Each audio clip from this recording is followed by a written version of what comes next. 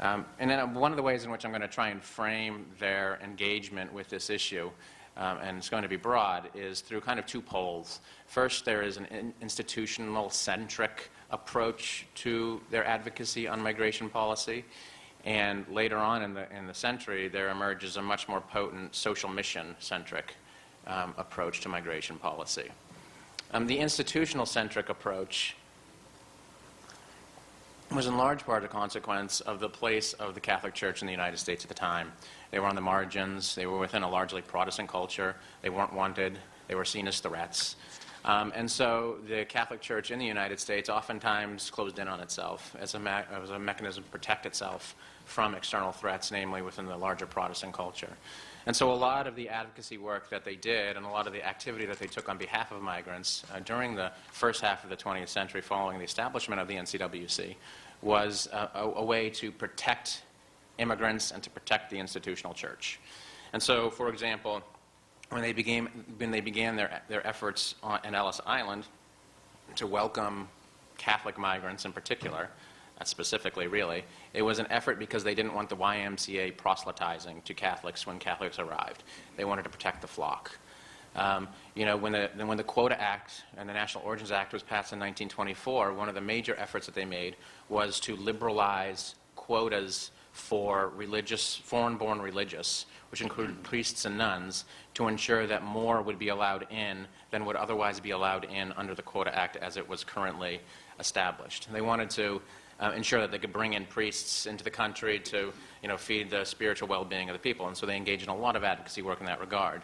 In the post-World War II world, with the rise of displaced persons, one of the major pushes that the Catholic Church made was to provide a robust admission of refugees, of displaced persons, following World War II, which had resulted from the chaos in Eastern and Western Europe. And in that regard, they really pushed to have large numbers of Catholic displaced persons. I mean, they focused on Catholics in large part, whereas other religious groups would generally focus on their own. And it was sort of a taken for granted reality that that's the way it was. Catholics would take care of Catholics, Jews would take care of the Jews, Protestants would take care of Protestants. Not exclusively. I mean, they wouldn't discriminate against other groups per se, but there was a focus on your own groups because denominational ties were still very strong. Now, with the integration of Catholics in the post-World War II world, you have a decrease in this sort of feeling of being threatened from the external enemies, such as Protestant groups and so on and so forth. And so when you have this decline in sort of this threat level, the Catholic Church and Catholics in general become much more comfortable in American culture. And that decrease sort of removes a little bit of this institutional threat. Along with that, you have the emergence of the Cold War and a lot of the issues that emerged with that. You have Vatican II, which engaged the world in a way that the Catholic Church hadn't been engaging the world for a long time. And so you have this institutional focus that had been predominant for really the previous 50 years lessen. And in its place was this kind of social mission approach, I think, to migration policy. And I think, sort of as an aside, this institutional-centric and the social mission-centric approach to migration policy can be applied to a much greater, wide-ranging bunch of issues. It's not just migration. I mean, you could talk about education or healthcare or so on and so forth. We can leave that aside for now. But it's a much bigger kind of dynamic. But one of the problems with the social mission kind of focus de-emphasized the notion of religious identity of migrants, emphasized the notion of the human dignity and the human rights of migrants. And so policies became much more important that just protected the human dignity. That sort of became the rationale. How do we protect the human dignity of the migrant, as a person? That became very important. There also became an emphasis on root causes. What kind of policies can we put into place that will undermine the root causes that give rise to migration in the first place? How do we make life better for people, in its entirety? And so you have that, that element that becomes really important, the social mission. Now, the problem with that is that in the post-Vatican II world, a lot of ruptures occurred within the Catholic Church, as many of you are aware. Disagreements as to what it meant to be Catholic, disagreements as to, in liturgy, but also in ethics. And so it became difficult there emerged a point of disagreement as to what the social mission of the church actually was and how it ought to play out in the life of the church. One of the reasons for this growing disagreement, I think, is just in part because of kind of the disruptions that occurred as a result of Vatican II and the different interpretations given to it. But part of the reason is because of bigger trends in American religious life. One of the most important, perhaps, is the decline of denominational identity as a marker of religious identity, and the increase in the importance and salience of political ideology as a marker of religious identity. So what that means is that really, following, beginning perhaps in the 1950s, but really in the 70s and 80s, you have a scenario where political ideology in many respects matters more to sort of your day-to-day practical religious identity than does your adherence to a specific denomination. And so Catholics who are conservative Catholics end up having more in common with conservative Protestants. And liberal Catholics than they have with liberal Catholics. And liberal Catholics have more in conservative with liberal Protestants than they do with conservative Catholics. So there's really ruptures within the church itself. And this leads, in the context of migration, to some very strong divergences, particularly among perhaps the intellectual elite, among how to deal with the issue of illegal immigration. Do we engage in a comprehensive immigration reform that will legalize a few million?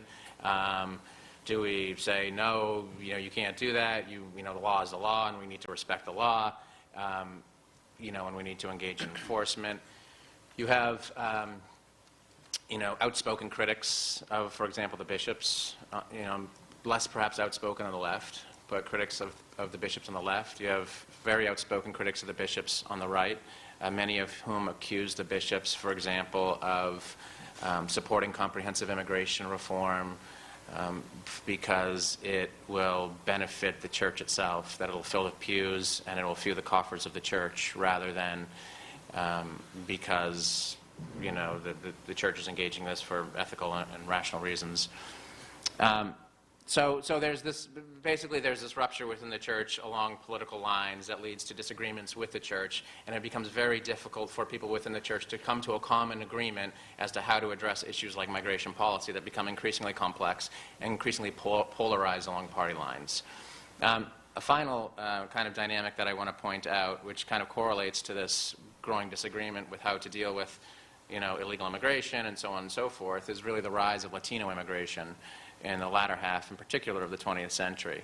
Following the 1965 Immigration Act, you have really in the beginning of the 1970s, millions of Latino migrants coming into the country.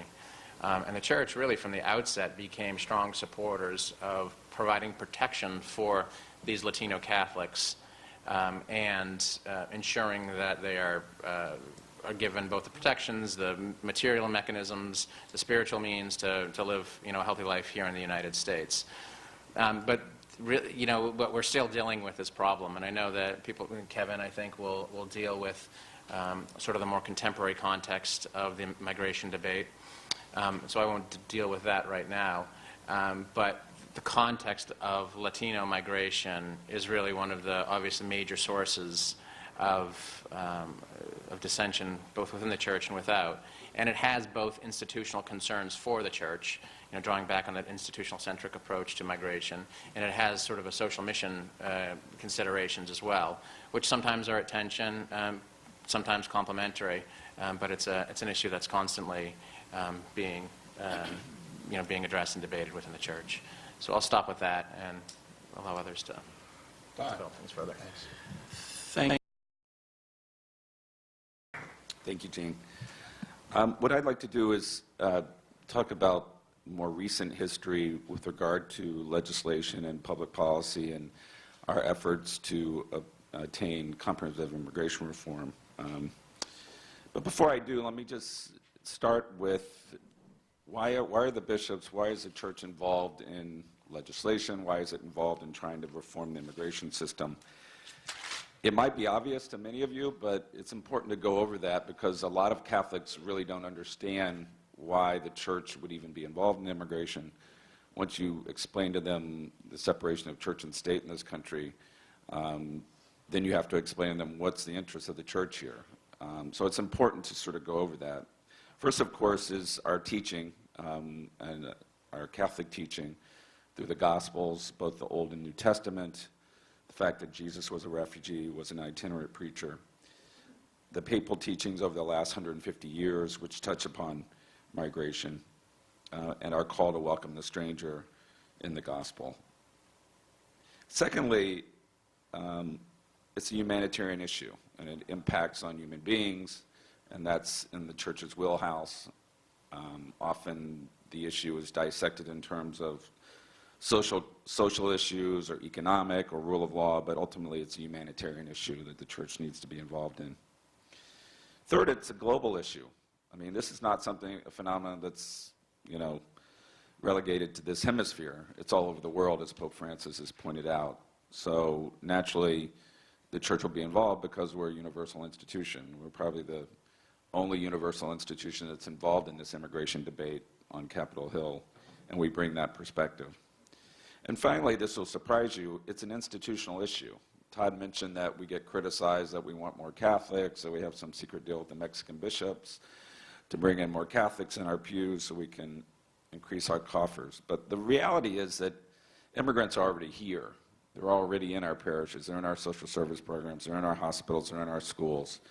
And we can't help them, although they ask us every day. They ask a priest every day or a church worker, can you help me? We can't help them unless we change the law. And, we would be derelict in our duty and our pastoral duties if we didn't try to change the law to help these families and these immigrants. So it's important to keep our motivations in mind as I go through the last several years of this debate and where the church has been involved and some of the pivotal moments, and then I'll conclude with what the lessons we've learned over the last 10 to 15 years in this debate and how we can apply those lessons moving forward. I say that the beginning of this current debate on immigration started in February 2001, and you're thinking, what happened then?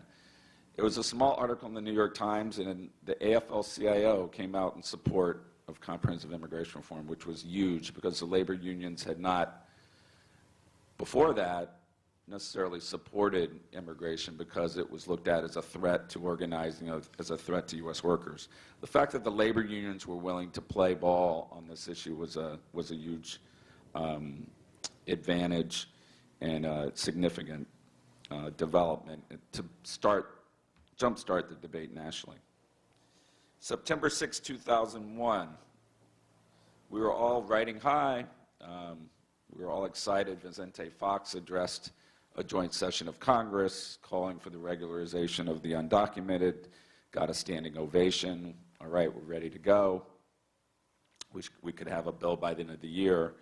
And of course, 5 days later, we had 9/11, which changed the whole dynamic and basically shelved immigration reform for the next several years. In fact, the next 5 years was basically focused on how we can tighten our borders, make more restrictions, ensure that those who are intending to harm us don't get in. But in doing so, we cut a wide swath and included those who aren't a harm to us. The USA Patriot Act being one example. The creation of the Department of Homeland Security came during that period. In fact, the bishops were the only ones that actually opposed the creation of DHS as it's now constructed, just for history. And then the terrorist-related immigration inadmissibility grounds, which has been very harmful to refugees and others. These all were provisions that were passed during this time, so we were basically playing defense